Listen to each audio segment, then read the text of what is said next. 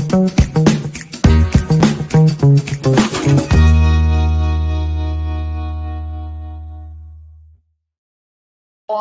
the Rubin special, we have Mark Shin from my team leading the way.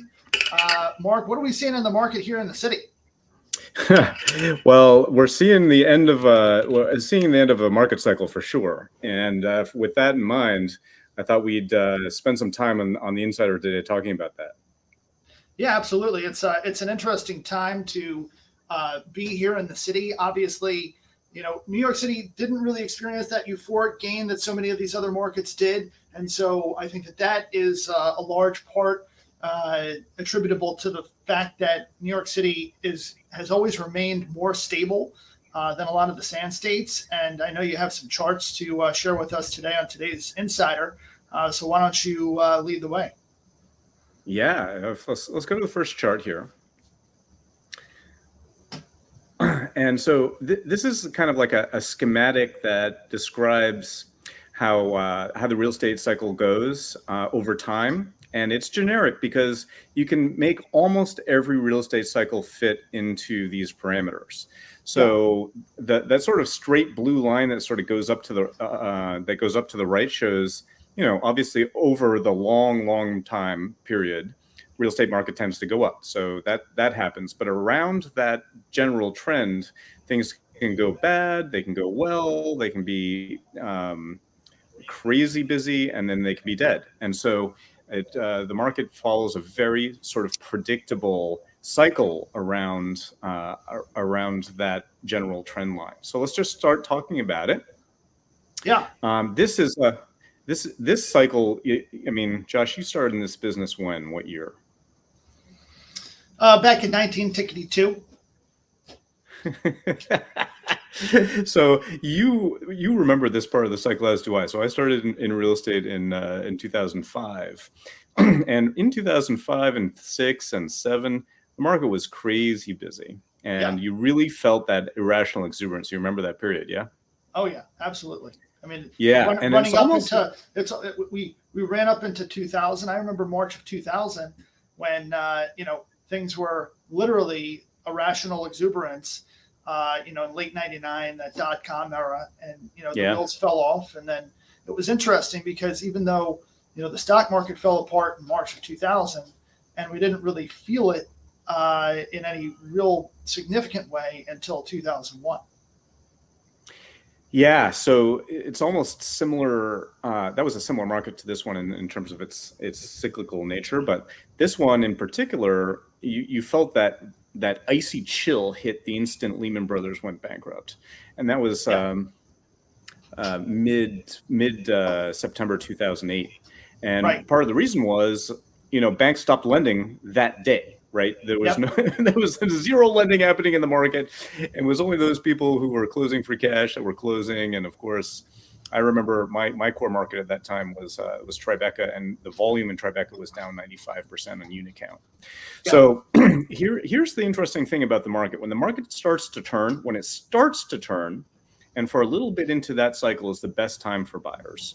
Right. And but this is a little counterintuitive, right? Because buyers always, what do they want to do? They want to pick the bottom of the market, right? Sure. The problem with that is the bottom of the market lasts about a nanosecond. And in point of fact, there's very little volume that happens there.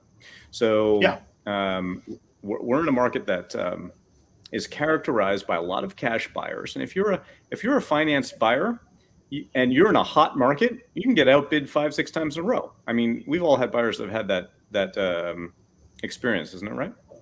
Oh, absolutely. I mean, a lot of it is about timing. Mm-hmm. Yeah, that's exactly right. I mean, and Josh, you've built the huge success that is your career thus far, largely working with sellers and as a focus. When you're representing sellers, like, how do you decide which is the best bid? That's a good question. When you're working with sellers, you're looking at people who are qualified and who can actually get to the closing. That's right. And so it's almost like the cash buyers have a preternaturally stronger opportunity to prove that, right? Because they don't need to rely on a bank or financing or anything like that. Exactly. So it's when the market's slow that there's very few competitive bids that's happening, that especially buyers that are financed have an opportunity to go out and not be bidding against all cash buyers, not be bidding against six other people, take their time and actually can get deals done. And that's the red section of this chart here when the market starts to fall.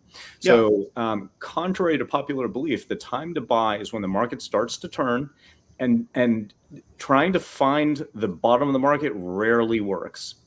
Well, not only that, Mark, but here we are in New York City, right? And what makes us so unique is not only are we a vertical market, but we're a market where the transaction timeline will take a long time, right? So it's 60 to 90 days once you're in contract, and a lot of people can't wrap their heads around it who are in Toledo, let's say, where you go to contract and you get your financing, you're closing in 30 days because you don't have a board to navigate. So as long as you get your financing lined up and the seller's out of the property, you're closing. Here it's 60 to 90 days. So that means that, the transaction culminates today, and then you're not actually seeing it hit the tape for another 3 months. So by then the market's moved again. That's exactly right. And there's another phenomenon that is impactful in this in the context of market cycles, which is buyers stampede in and out of the market very, very rapidly, very much more rapidly than the 90-day closing cycle that you just mentioned. Right. So you'd think that they would not quite move in lockstep the way that they do, but at the bottom of the market, their buyers are not to be found.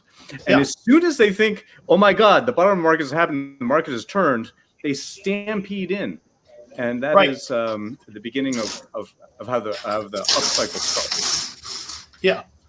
No, that's super interesting. So, just looking through what else we have to cover, obviously market timing is super critical, but really it's important to lead the market rather than lag the market. And when you wait to try to time the market, you've already missed the opportunity. We saw that in the first quarter of 2002, when everybody was waiting on the sidelines as people thought that the sky was falling in the fourth quarter of 2001, when they realized that, hey, this is just, back to basics, back to normal, then people were getting outbid again in the first quarter of 2002. So I have a funny feeling that that's what's going to happen now, is people are going to step back in the first quarter and realize, hey, you know what? It's not so bad to be at interest rates of 5, 6, and even 7%. So they're going to step up and say, it is what it is. We can refinance out of this in 2, 3, 4 years once the cycle reverses itself. And so it's important to take note that it's not just buyers who are feeling the uncertainty; it's sellers too. And so this is going to be a market that separates those who actually need to transact from those who would like to transact. I think that's correct. That's a very good point. Yeah. Yeah. So what are some of the other things that we're covering today? Well, let's look at the market cycle with respect to the pandemic era. So if we could have the next slide, please. So this is the same market cycle that just happened to us. So people that are transacting in the market right now will feel this. Right before the lockdown in 2020, the market was actually quite good. I remember all the brokers that I was speaking with at the time were like, "Oh my God, it's here!" The market had been slow for a while, and all of a sudden, it was really starting to pick up. And then, of course, in March 2020. We had an event, so it was sort of like our Lehman Brothers event, but in this cycle, and we couldn't show apartments, right? It was locked down. So what happened was there was no buying activity at all, except for very rare, and supply started to pile up. And right there is when people should have been buying, but of course they didn't, because they were paralyzed. They waited for the bottom to happen. And then the housing market, sort of late 2020, caught on fire. And it was like bidding wars, and it was insanity, and it was already too late for a lot of those buyers that were, especially the finance ones we were talking about before, to do anything. And so what we've had now is we've had sort of like the irrational exuberance part of the market cycle happening for, we'll call it a couple of years. And right now what we've got is, S&P is faltering. and interest rates are up, world currencies are down, inflation is up, and people are talking about a recession. And so you can start to feel that this bull market is getting long in the tooth here. So let's take a look at the next slide, and I want to show you actual data. So this is really actual data from showing supply and contract activity in Manhattan. The upper part of the chart in the light blue is supply. And what it shows is the bottom of the market happening at what I'm labeled part 4. And right there, you'll notice two things happening. The most important one is there's almost no volume down there. That's what I mean. Like at the bottom of the market, people think they can pick the bottom of the market, but what happens is it happens in a flash, and it's over. And this, by the time you realize the bottom has happened, buyers rush in like everyone else, and all of a sudden you're in bidding wars and you've missed it. And so that's why, to your point, Josh, you want to be ahead of the market and be transacting as a buyer. You want to start looking now, because this is your prime opportunity. You do not want to wait for the S&P to be up 1,000 points and everybody rushing in to buy, because again, you'll be paying up, you'll be in competitive bidding situations, and you'll lose out to cash buyers. Yeah. It's interesting because, everybody is, talking about, the market softening and maybe now is not the best time. But in reality, it's just like stocks. You want to buy them when nobody else wants them, and you want to sell when everybody else wants them, right? It's the old saying that, Warren Buffett is so well known for, that, you want to be selling when the birds are singing. But if you wait to buy for the birds to sing, it's already too late. That's 1,000% right. And I think, this, Warren Buffett is dealing with liquid markets like the equity markets, very different from our market, which tends to be far more illiquid. So our advice here is, if a lot of times people have to sell. Like you never have to sell your shares of IBM, but you might have to sell your apartment because you have a life situation that changes. Somebody died, somebody got married, somebody got relocated, somebody went off to college. So you have all those situations that are, those things are not negotiable, and they drive a certain percentage of real estate trade. So in a market that's softening, what is your advice for sellers? Like how to position? What's the strategy for them at that time? Well, it's really pretty simple. And if you're in a position where you are already on the market and you realize that the market is shifting, I think you need to get it into high gear in terms of adjusting your price. And don't just adjust it by a small increment, adjust it by at least 10% or to that next logical increment. So let's say you're selling at our market average of $2 million and you're not finding traction. Don't reduce it to $1,950,000 or $1,900,000, but reduce it, to the next increment. And people are searching in sort of 10% plus or minus increments at that level. So you really need to be at $1,750,000 if you're priced at $2 million and not finding traction. And if you're priced at $1,750,000 and not finding traction, I would get it at or as close to $1,500,000 as possible.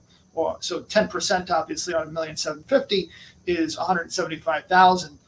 So that would put you at like $1,625,000. I would put it at $1,600,000 or maybe even $1,500,000. You could go a step further. But it really depends on what the macro conditions are at that point, Mark. Because to do it just to do it, you have to do it because there are specific issues happening in the broader market. If there are potential catalysts on the near term to make the market hotter, whether it be seasonality or fiscal stimulus on the horizon, then maybe you sit tight.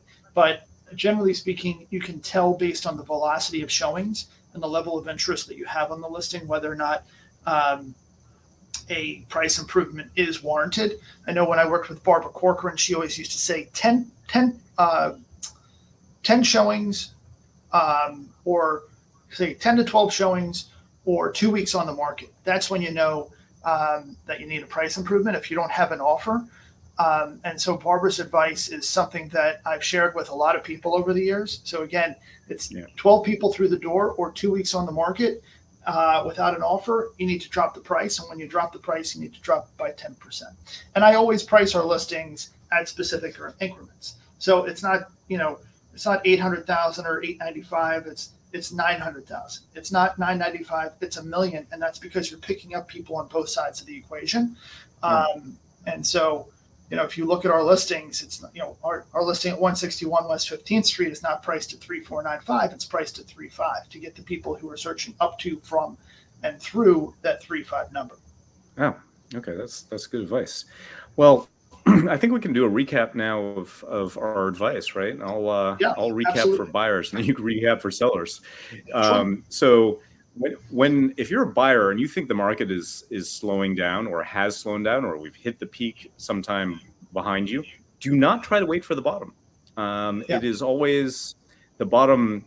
It's over in a flash, and you will have missed it if you wait. So when the market is soft, just buy, because you're buying it at a time where you're not in bidding wars, you're not overpaying, you can get your financing done without getting shunted off as like less qualified than a cash buyer, and you can actually get your position on as the market's softer, and then when it turns around, you'll make money. Josh, what's recap for us? What you tell sellers in this market? So, the good news is we are not in a buyer's market, nor are we in a seller's market. We're in a balanced market where inventory is, at historic norms.